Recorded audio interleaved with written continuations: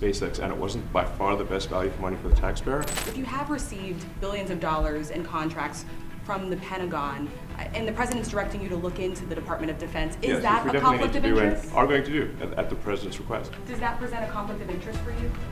No, because you'd have to look at the individual contract and say, first of all, I'm not the one, filing the contract. It's people at SpaceX or something. People will be fighting for the contract. And I'd like to say, if you see any contract where where it was awarded to SpaceX and it wasn't by far the best value for money for the taxpayer, let me know, because every one of them was. The president said the other day that you might look at treasuries. Could you explain that a little bit? What kind of fraud, and that question goes to both of you, what kind of fraud are you expecting to see or do you see right now in U.S. treasuries? Yeah, I think you mean the Treasury Department as opposed to Treasury bills, or.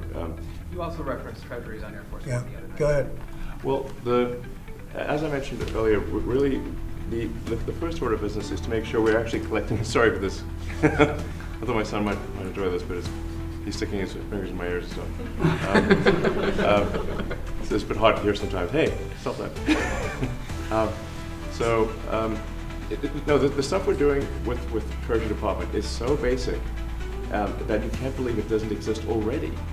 So for example, like I mentioned, just making sure that when a payment goes out, it has to have a payment categorization code. It's like, what type of payment is this?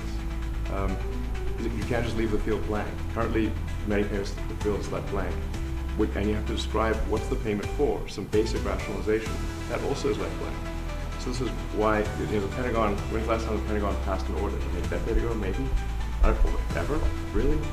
And we want to just, in order to actually pass audits, you have to have financial information that allows you to trace the payments. And once in a while, the Treasury has to pause payments if it thinks the payment is going to a fraudulent organization.